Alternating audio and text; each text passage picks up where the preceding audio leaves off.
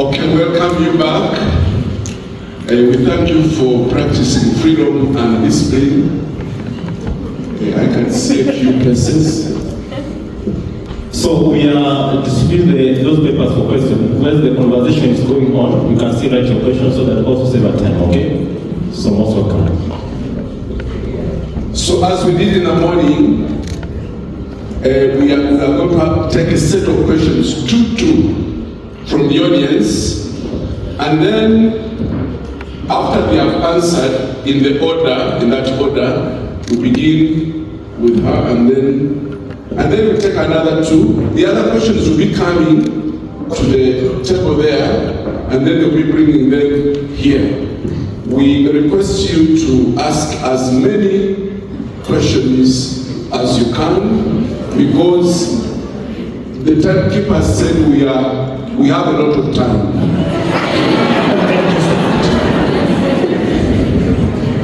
But to initiate the conversation, the discussion, I'm going to ask two questions. One to each of the panelists here. And the first question, I will also follow the order. We'll go to Miss Angela. The way you were talking and the points you advanced, we thank you very much, because we masters in history of Kenya and what the Gen Zs should be or should do in order to bring the desired results.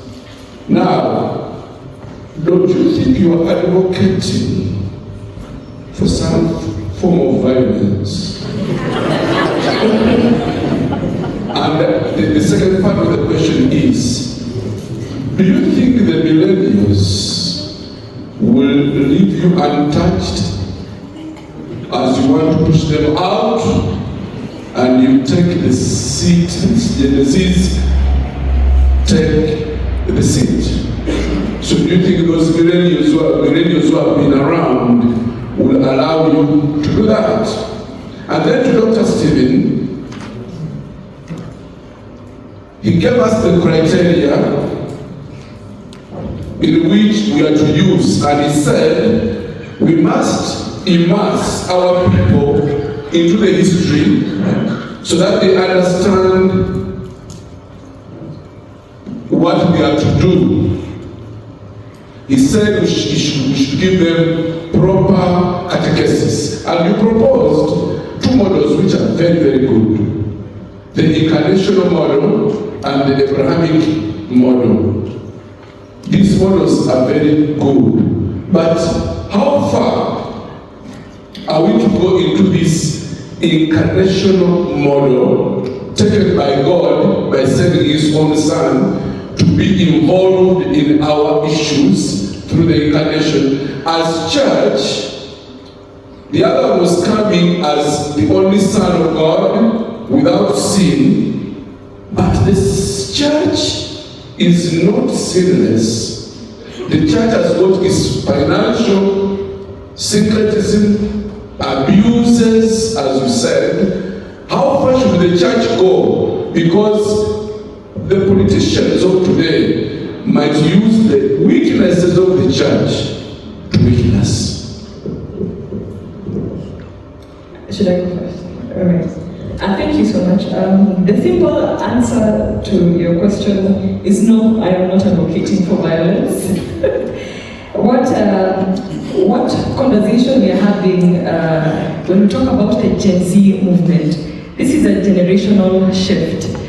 It is challenging the status quo, and that is why it takes its same format in every country in the world. Because for a long time, young people have been sidelined, they have been told to wait, they have been told to take their time, to be disciplined, to be respectful. But we are seeing that those things are not yielding results because society is rewarding people who have not gone to school. They are sitting in serious boards where serious decisions are being made. We are seeing people who are controlling budgets when they cannot count properly. And now we are leaving out the very people who are qualified to go on the streets. And even before the Gen Z protests of 2024, we would see on our streets in Nairobi, we would see a young person taking a placard, writing there, I have a master's in computer science, I have a bachelor's in commerce, I have a CPA, I don't have a job, someone give me a job. Those are the things that are very deep-seated in our hearts.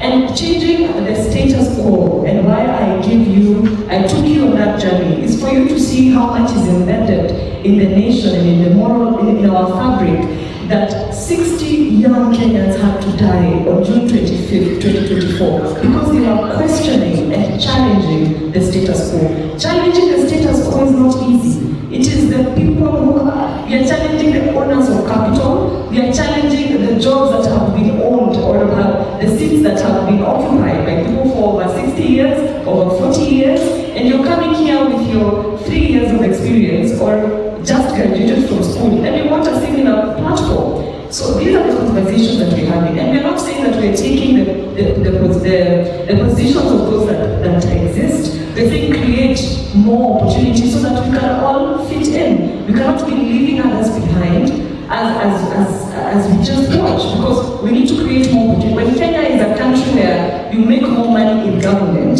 than outside government, there is a problem. In a progressed countries, let's say like America, when you leave the private sector and you go to government, you get a pay cut, you earn less, because the private sector is thriving. You can become an actor in America. You can go into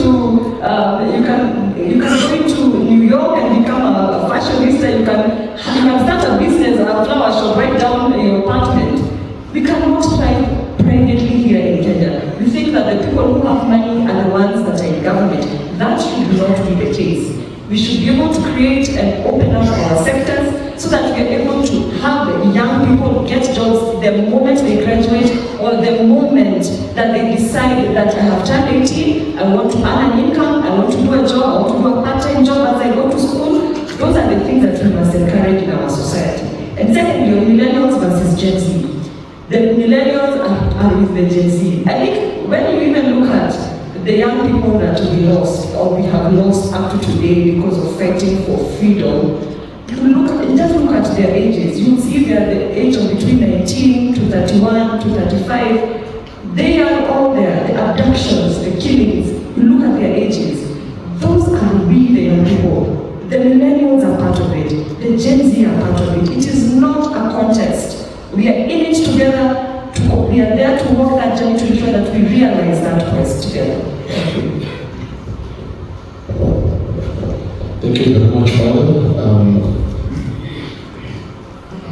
One thing that is very special about the incarnational model is the fact that, as I said, God Himself had to put Himself in a process of conversion. And as I said, it's not so much about the conversion from sin, but really the conversion from the status quo to trusting in new possibilities. And the conversion here can be noticed from the perspective of the decision itself. Prior to the incarnation, there have always been chaos in the world. How has God been responding? The transcendent way. The Genesis 1, the Genesis 2, the Genesis 6 to 8 way, that is, recreate. This God is still outside of the world. The other model God has been using has been, okay, there is chaos in this world. Send them a prophet. And at the end, the prophet is killed. But this time around, the model is what? I know the history very well, I am going into it. That is the conversion of God. Then, coming into history, it's a different thing that you are sinful, though God without sin experienced the sins of others. That is the point. And so the church shouldn't be afraid. The church is not just a sinful. In fact, today we recited it being a solemnity. Tomorrow we will recite it. I believe in the one, holy, Catholic, and Apostolic Church. We did not put sinful church.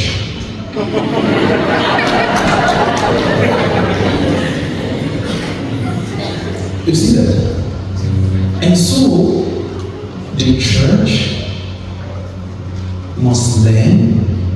We have to go into the gutters, even of blackmailers. St. Ignatius of Loyola will always say, I think he got this from Aristotle, the philosophy of Aristotle, that you learn to go through the door, go in through the door of others. But wisdom lies in coming out through your own door.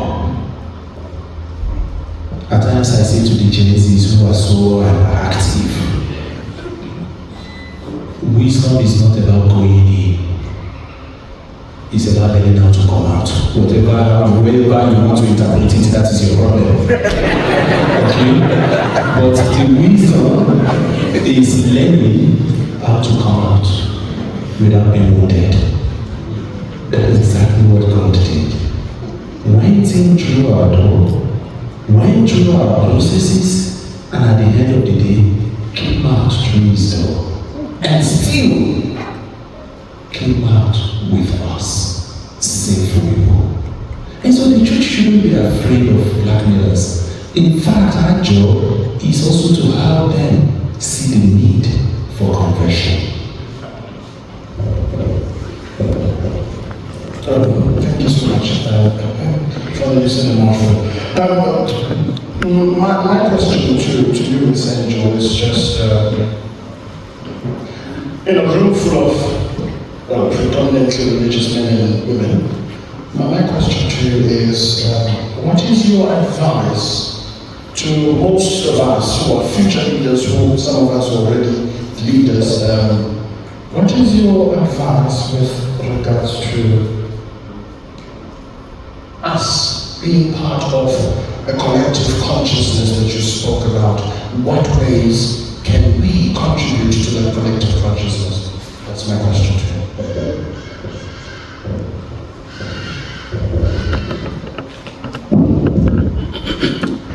I think that having this conversation is important, and having it looks very unique on the program. And I know you see the necessity of having it. That is a great step towards realizing that goal that we want to realize. But what I want to ask is that the church should continue to voice out the issues going on in our country. Like when I talk about the Lenten message of 2025, that was a very powerful message. It spoke about the issues of our nation, and the church is not sitting taking a back seat when it comes to national matters. That is something that I am very happy about what the church has done so far. And even when our political scientist talks about the history of Kenya, they'll tell you that the lowest regimes we had was maybe the Moi regime, which was a brutal regime. But in that regime, Moi was known for not touching the church. He was very, very soft when he was dealing with the church. He would not touch the church, he respected the church, and he supported churches. But now when these regimes here, we are seeing even religious leaders being attacked and being threatened. That's something that you must not condone at all, because political issues make some of your works easier. Because when you're preaching to your congregants and they are coming there with prayers of, I don't have school fees, some of these problems are political. They can't afford school fees. There is no health care. These are issues, proper security. These are things that, yes, we can have spiritual intervention, but there is also political aspect of it that can change tremendously and make even the work of the church much easier. Psychosocial support is something the church offers, and it's so important that even a government may not be able to offer. And we cannot also be, so that you just focus on that and the country handles all the other political issues. So I think that the church should continue supporting the works of the young people, give them the platforms that they need to advocate, give them leadership spaces so that they can learn. And because as we're even asking for accountability, transparency, good governance, it takes a lot to get to become a county assembly member, a member of parliament. Leadership needs to be taught as early as now. We need more trainings, more platforms, more mentorship. And the connection between, emphasizing on the connection between leadership and God. Because those are two things that coexist.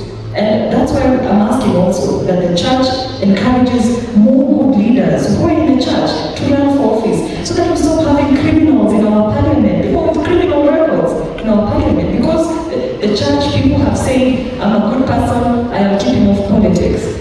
Let the church encourage more good leaders so that we have a better parliament, better leadership steering this country. Thank you.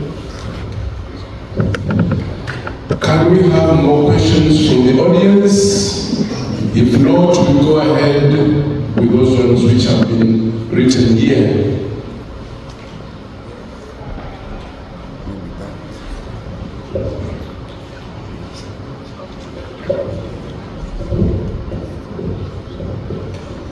Thank you very much, Father Steve.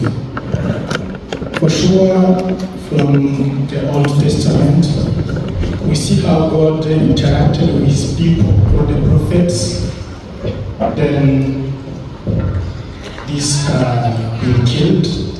Then, because it was not sufficient, he sent his only son, who entered into our own history so that he may save us. And we know that he came for a holistic salvation. What can we tell to those people from DRC Congo, those people from Ukraine, those people from Sudan, even Burkina Faso, those people who are living in Gaza? What are they going to think about the mission of Jesus Christ, since they are still struggling with wars imposed on them? Is there any other model that is going to be proposed by God?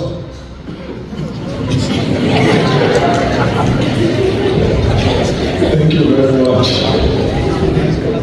I will need to be God to know that there will be another motto.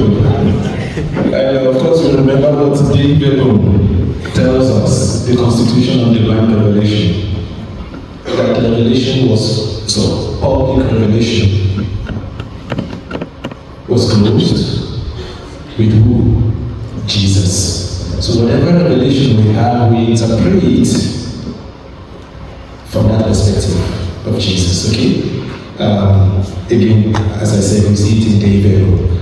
And so whatever I'm going to say now will also be interpreted from the perspective of Jesus. We will wait for another coming of Messiah. So we'll wait for the parousia.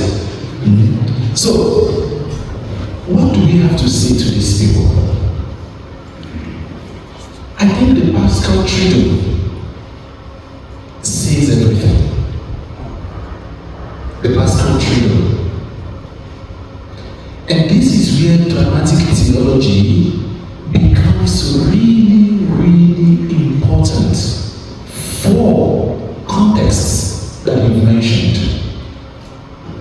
In the sense that before the weight of the cross, all that Jesus could say was, if it is your will, let it be done. But it wasn't just that. He was also active. And his activity, or his activeness, would make him able to forgive on the cross. The point with dramatic theology here is that it has the potential to turn violence into sacrifice.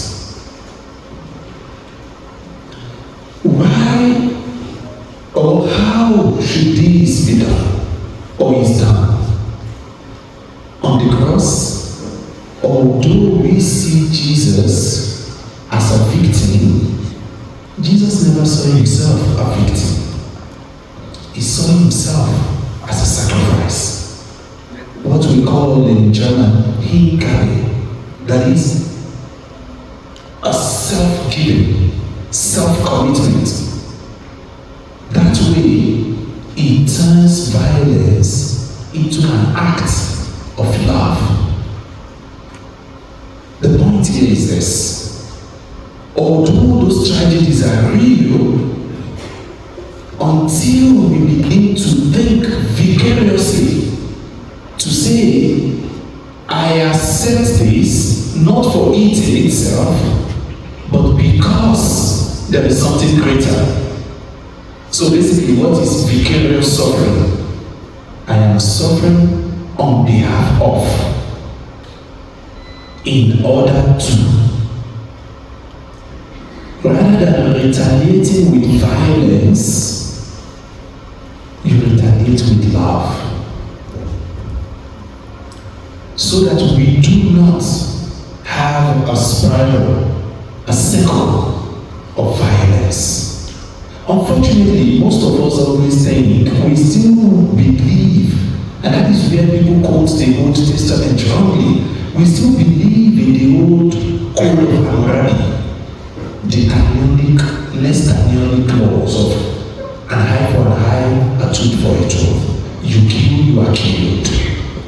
Even in the Old Testament, the reason for the cities, the 6 cities of refuge, 3 in the north, 3 in the south, is to avoid killing. So that even when you kill, you can run to the cities, any of the cities of refuge, so that the violence doesn't continue. And then we are told, at the death of the high priest, or the jubilee year, you get what we call in today's terms, amnesty. You can come back. So as a way of not repeating violence, we should not say justice in the sense of retribution. So keep killing. The justice we should preach is a restorative justice, where even, and I dare to say, even the perpetrators will experience conversion. Thank you so much. Oh, just a follow-up question. I remember you spoke about the prosperity gospel. Now I'm asking you, okay, the interest of my country. In South Africa, we have a whole lot of that.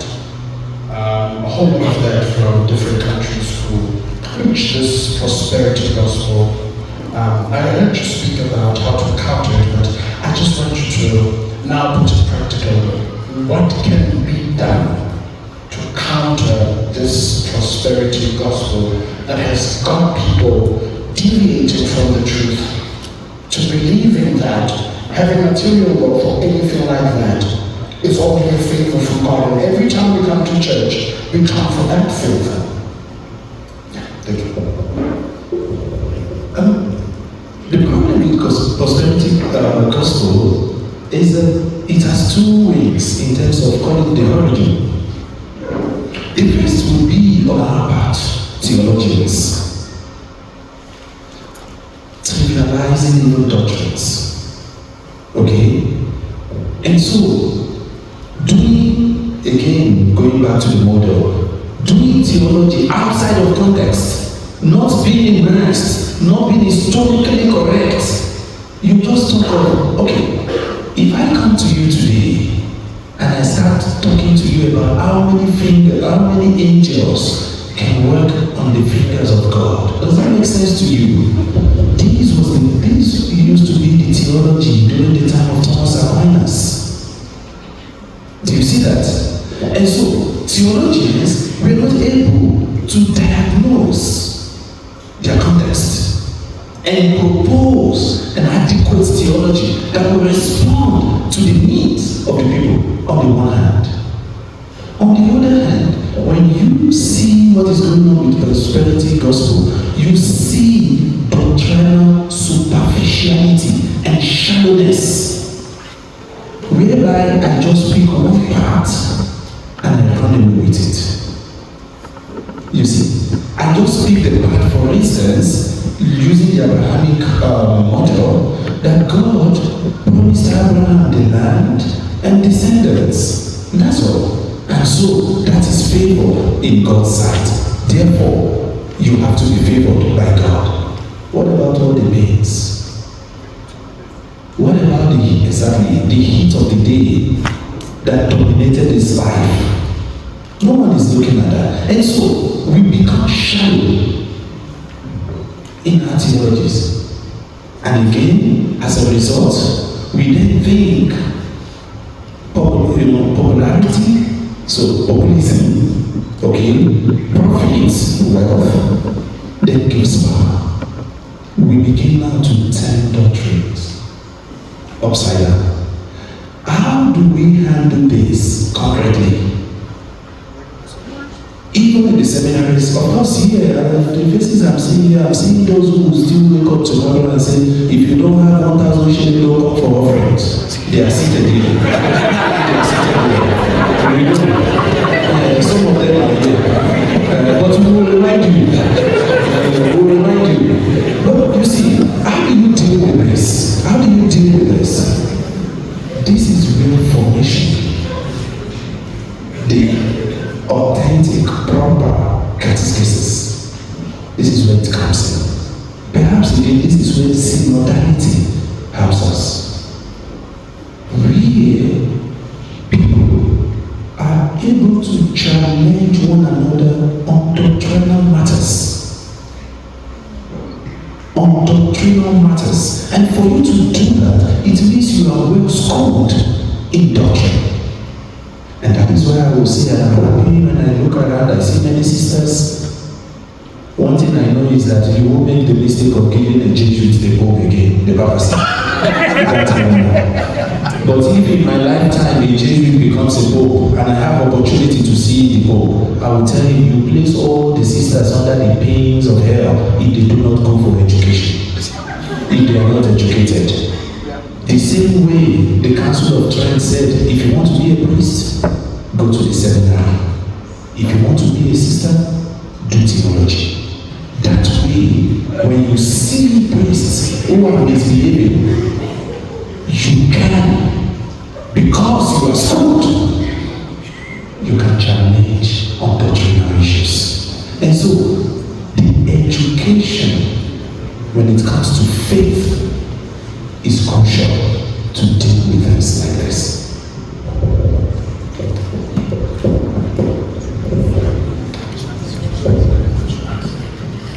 Yeah, I had a question specifically for the Gen Zs, and mostly in Kenya.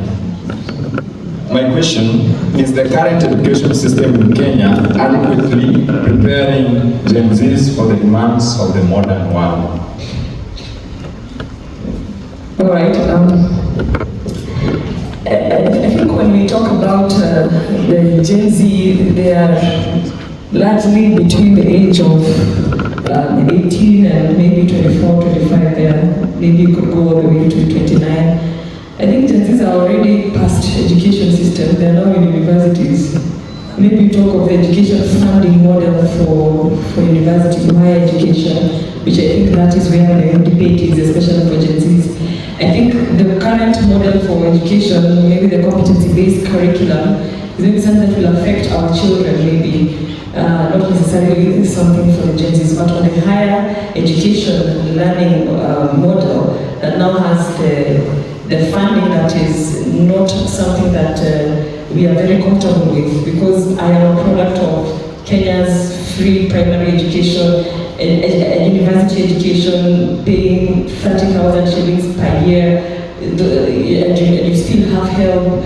So these are some of the good things that we've seen, and the Gen Z know that those things can be done. So why are we not able to implement them? Why are we saying that the country does not have money to fund education when we already seeing money being spent on other things that are not really meaningful? That is the question that the youth are asking. Why am I having to pay university fees? Now we have fundraisers in homes.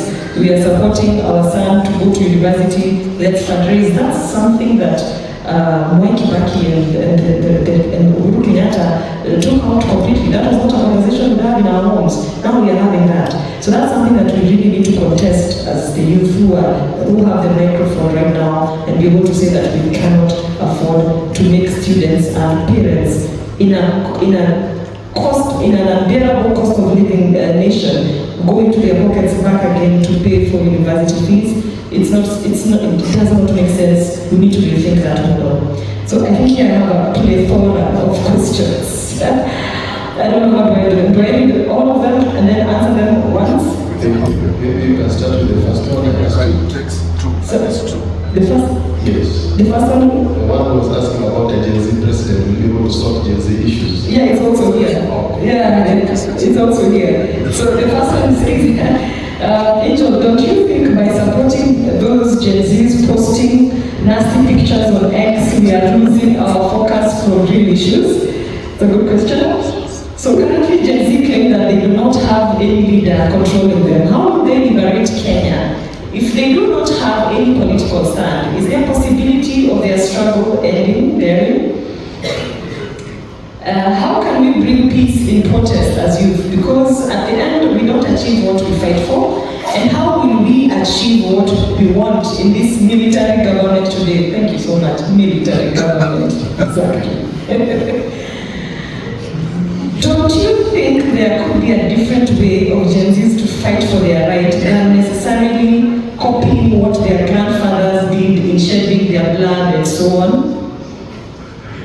And then, do you think even after electing Gen Zs as leaders, especially the presidency, will Africa change? It is said where an old man can see, even a young man claims the tree cannot see. And then there's a second part of the question. Why are you not married? And it looks like you are almost on marriage years.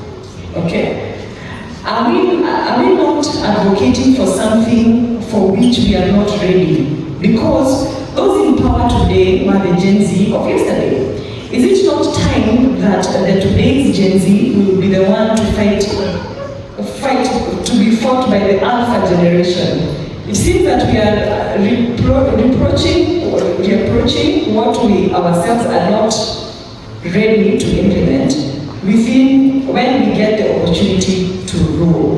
I think that's fantastic questions. Now I see who are the people I was speaking to now. I see them. So we went with that. The marriage question? Yeah, just send the number later and we can discuss. If you're free, we could get married on Monday or tomorrow.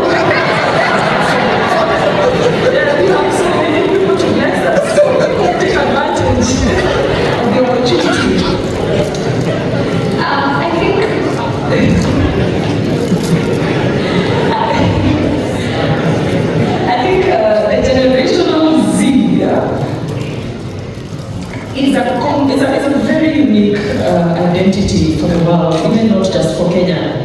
And when I look at the Gen Z movement, it's like a birth, it's like a you keep on holding on, you have to make a decision. The labor pains will come, the child will be born. And I think the Gen Zs they are having labor pains. Countries having labor pains, they need to be given back to, they want their space, and we need to give them that. Even when we say that we will be fought by the alphas in the next generation, we have done quite a few things, because even for a woman like myself, a Kenyan woman, who was born in 1980 is not the same woman who is born today in 2025. In the 1980s, I would be a different angel if I had been born in the 80s. I would be a different angel if I had been born in the 60s, the 40s. It is different because every generation comes in with new ideas. This idea that we're talking about, the education funding model, that funding model is something that we need to rethink. But the Generation X or the generation the boomers, they thought it out that let's make sure that there's free primary education. Everybody has access to education and up to the university level. Another generation comes and says, let us digitize this country. Another generation comes and says, let us make sure that we have more online jobs and people can do other things with their lives than just doing jobs 8 to 5, because that's what the Gen Zs are about. They want to go to interviews wearing crops and sweatshirts. And that's their identity, that's how comfortable they are. So it's a very unique movement, it's a very unique personality. Sometimes I think it is used to mask the really deep-seated issues in society, saying that the Gen Z are advocating for this. But ideally, you get that it's all generations that are asking for the same thing. When you're talking about tribalism, it is something that is also affecting the church in some sense. So this is a conversation that's very deep-seated. Traditional issues are very deep-seated. When someone writes that what an old man can see, a young man cannot see while standing on KICC, those are traditional cultural proverbs that are showing young people you need to stay a step aside for the kids to be seated at the table. That is what the Gen Z is challenging. Gen Z is challenging those proverbs and are saying the youth need to wait for them to have clean hands to sit at the king's table. We are not going to wait to clean our hands to sit at the king's table. We are going to be on that table. And that's a conversation that we must have, because we bring in the new ideas. Do not underestimate yourselves. Those ideas that you have, we need to see them in parliament. We need so many of them to be in parliament and in critical decision-making spaces. The world is turning. When we talk about the African Union, it has the African Union Youth Charter that asks, where countries are even pledged that they have national youth councils within their countries. How many countries in Africa have national youth councils? If you Google which African countries have national youth councils, Kenya will be in top 10. You talk about the African Union having an African Union Youth Envoy. You look at the United Nations, they have the United Nations Youth Envoy. You look at Kenya, also has a national youth council, but even when we had the X-Peace conversation with the president last year after the protest, he was told, can you ensure that the National Youth Council is working so that young people have a place where they can air out their voices, so that they can be able to communicate their issues. But that was not done. You see, the political parties that are supposed to be the ones to advocate for the issues of Mwananchi, of the common citizen, are being muzzled by the regime. So where do people take where do they go to express themselves? Where do young people get to? Because it's through a political party, it is through the National Youth Council. These entities, now the church is becoming now the mouthpiece of trying to preach good politics, which ideally politics should just be taken into these channels, ideally, according to our institution. So we need to do a lot more as a community and ensure that we are supporting the youth. And let's understand this Gen Z movement together, because it's very dynamic, it changes. The way AI changes, the AI that was there yesterday is not the AI that is there today. It keeps on improving. And like the AI is changing, that is how the Gen Z movement is changing. So even the government is not ready for what is going to happen next. And even about violence, now that I remember that, when we talk about violence, the government is the one that infiltrates some of these protests. And we saw that with the protests of Sabasaba this year. And we saw what government did. We need to be able to call out things as they are. When the Gen Z protests began, they were peaceful. You could be part of it, you could use your phone in the movement, you shared water bottles, handkerchiefs. We did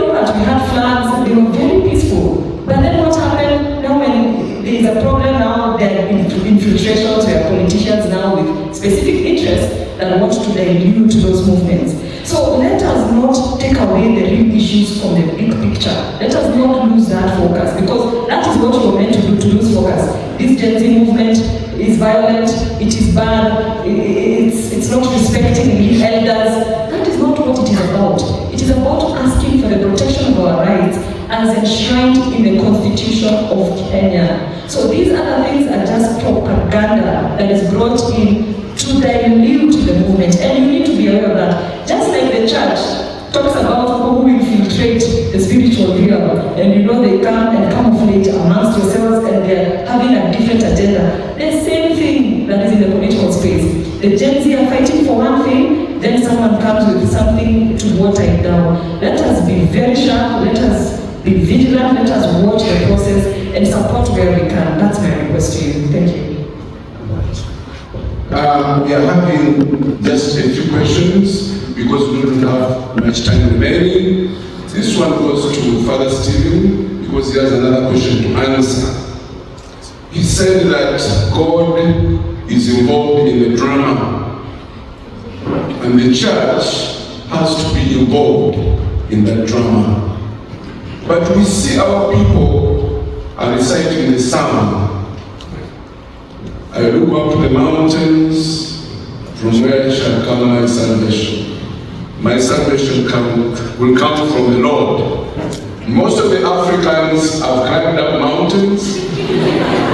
They keep on lifting up their hands, praying to God to bring freedom. They do not think like Angela wants to be involved. Do you think this will help in the hope you are advocating for? When people just say, our help shall come from the Lord, they go to the mountains, they go for retreats, they pray.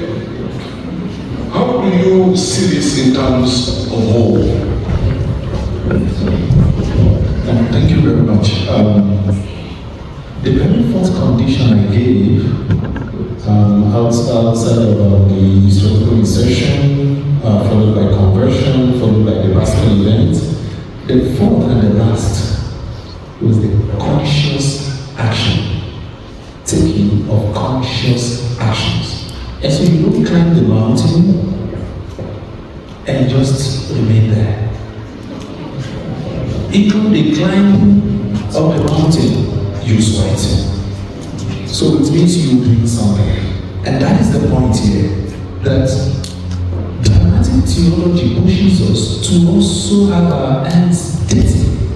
Remember, we are in the mode of tragedy. And so we get ourselves dirty in order to transform them. So it's not something that you just go up and then you're praying. You are acting also. And we see this clearly in the case of the Abrahamic model I gave. He was acting. And by the way, I couldn't develop that because of time. One thing that is very, very crucial that we needed to pay attention to in the Abrahamic model is that the action taken by Abraham is really, I would say, thought-provoking. So when you read that same text, verse 4 and 5, Abraham was saying to these three men, oh, just pass by, right? Just stay. Let me give you water and maybe a little bread, a little water to wash your feet and drink, and then you can continue. Verse 4 and 5. When you go to verse 6 to 9, Abraham did far more than what he said he would do. Instead of just giving water to drink and bread, and then wash your leg and you can continue, Abraham asked that cake be baked, that rams be slaughtered, and all of those.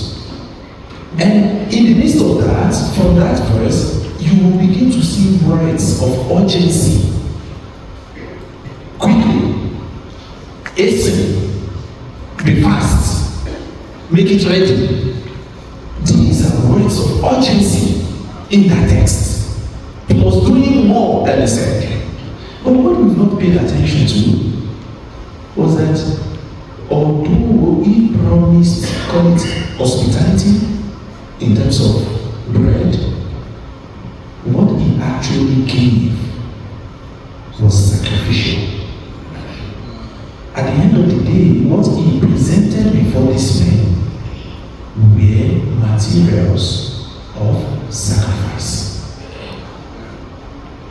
And it was only after that, the next verse in verse 10, that the promise of a child in just less than a year came to be. And so what does that mean? He was intentional about the actions he took. Even more intentional than the promises he made. That is again what pragmatic theology does. You are sown into it that you give your best. Again, in dealing with violence, not just as responding to a need, but sacrificing. And that way, you are not just looking up to the mountains, you are actually walking up. Remember, it's not a forward-looking, as I said, it's a forward-moving venture. And that is what hope that transforms tragedy to drama, that it wasn't us.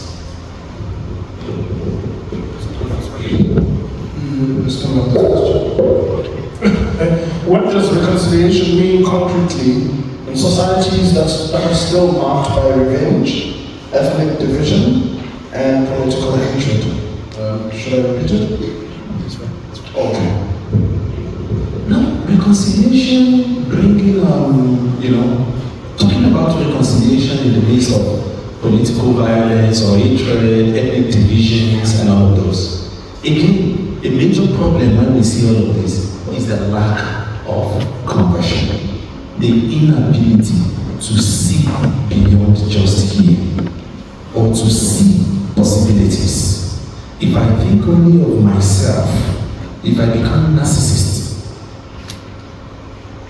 actually I destroy myself because I can't gain from you. I'm already locked up. You see, I'm already locked up. And so I become all in all.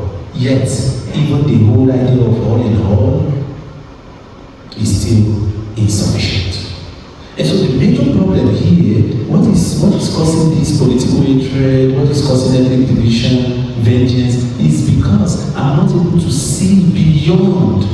I'm not able to see new possibilities. I'm not even able to conceive them. Reconciliation begins when I actually go outside of myself.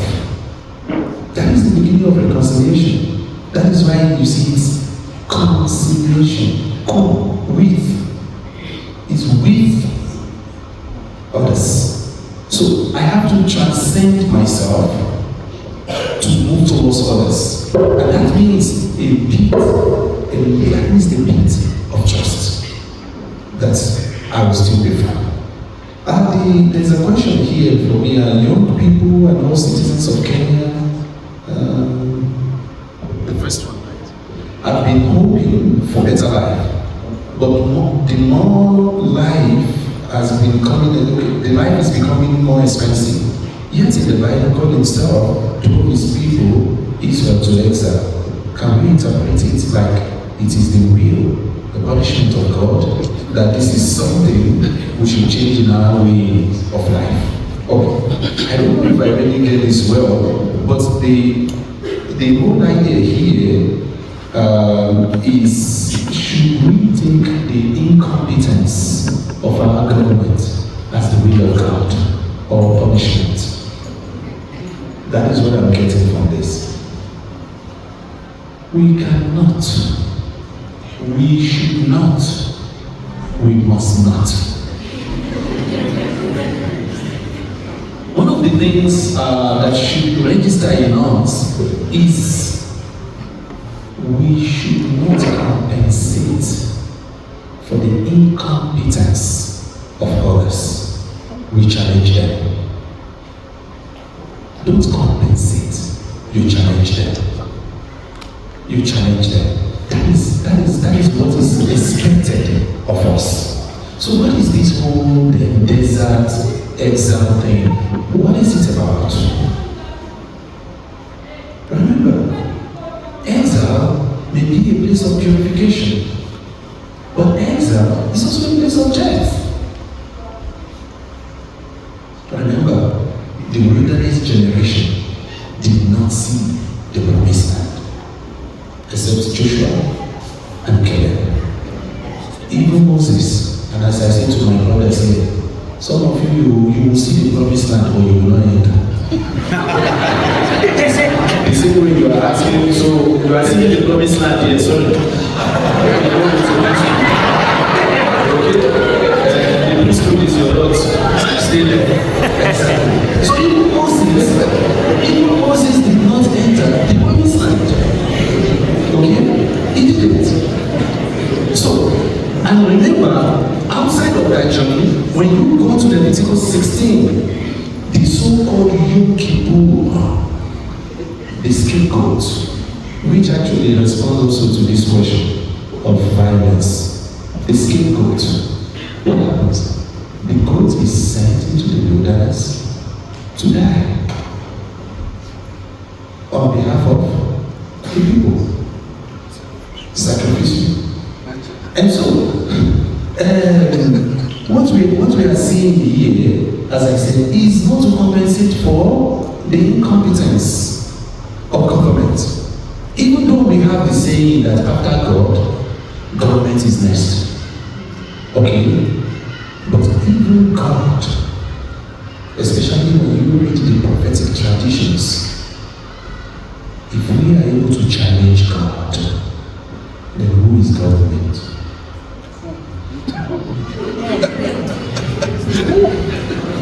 Papa is a Gen Z, I think. The aspect of violence. It reminds me of Jesus when he went into the temple and found people trading. He was a Gen Z at that time.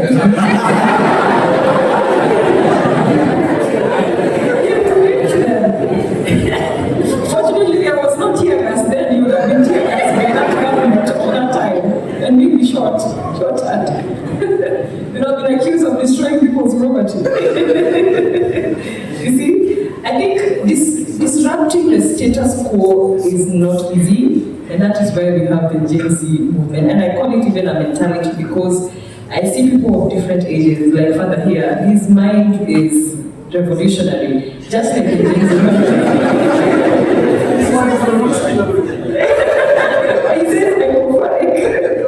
So this question, so that we can save on time. Many Gen Z in Africa are disillusioned by hypocrisy, inequality, and also moral contradictions they see in society. How can they move beyond slogans to genuinely accompany and empower young people to become true agents of change and would full of questions, and in a world full of questions and challenges? Some people are doctors here, they're not writing. And then the other question, I'll just read all of them together and then I can just summarize them. The Gen Zs are demonstrating, damaging, and stealing people's property like Jesus in the temple. Still themselves are ridiculed, traumatized, abducted, and can we advise them to something, I couldn't read that one. Continue, I think. And then, Miss Angel, in your presentation, I feel like you're encouraging the Kenyan Gen Z to keep on with the protests. Now, if you look at it carefully, don't you think of the families of those Gen Zs who are getting killed and abducted during these protests? Thank you. I think that is the tone of that question. I think that the world has had protests, and there is nothing wrong with protesting. It is allowed in our Constitution of Kenya 2010.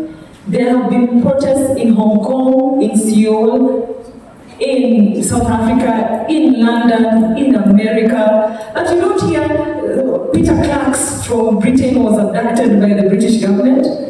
We don't hear that on the news. They do their protests and they go back home. And that is what we want for Kenya.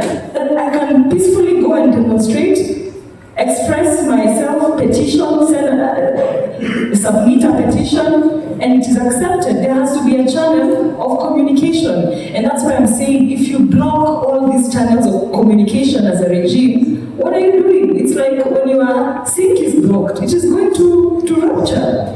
So that is what's happening with the Gen Z. And fellow Christians, let me remind you that God is not on the voter register. We are the ones on that voter register. We are the ones who go and support some of these policies, enable them or disenable them by participating or even not participating. By not participating is worse because you are allowing that other will to prevail. And I think as Christians we need to be responsible for political conversations. We need to be part of them. Because the pulpit had been misused in 2022. The leaders would come and speak on platforms you give them. You take their money. And I'm not speaking for the Catholic Church, I'm speaking on Christians. Different churches, because you have the church council where you all meet. And I think these are the things that we are enabling as Christians. We are taking their money. These are the things that we are doing as Christians as well. So let us really, there's a point where the Gen Z had even said, we have left the church, but not God. You know, they're wearing t-shirts written that they are not going to church anymore. But they are deep inside their spiritual. That's that's what they said. So even as a church, we have a huge responsibility to play. And we don't need to castigate the youth. We need to help the society see that the youth, what the youth are saying is valid. And that takes me to the Lenten message of Kenya 2025. You asked the people of Kenya to be more conscious about national issues, about corruption, about taking action and responsibility. And that is what the Gen Z of Kenya are doing. They are taking action, they are taking responsibility from the message of the Lenten 2025. The Kenya we desire, and the Kenya we desire will not come as we sit, take a back seat. We must be at the front line. And I urge all of you to please support the youth. Mentorship is important. And even as we're talking about protests, moving from slogans to action, I think there was a huge action that had to happen in 2024 with the finance bill of 2024 that was stopped by the Gen Z movement. And it continues today. And the reason why I'm here and not protesting is because I'm waiting for 2027 to give my democratic, to exercise my democratic right, so that I can say no to a regime I don't believe in, or say yes to a new one, or whatever we decide as a nation. Because it is our responsibility to do that. It is not just for the Gen Z. They're too young to be going to the streets. We need to make a difference for the country. We need to make a difference for the youth of Kenya, and the church needs to be at the heart of it. You are the soul of this nation. Let us do better. Let us do better in the subconscious of this country, because the church is the subconscious of this country. Thank you. Thank you very much. We cannot go further than that. We thank you for the questions you have raised, those written and those asked directly. On behalf of Father Kumalo and myself, we thank our panelists who are here, our guest speakers, who have answered the questions earlier, and I think you are satisfied with the questions and the answers given. It's not my work to give words of thanks. Somebody will do that, but we thank you for the questions and thank you.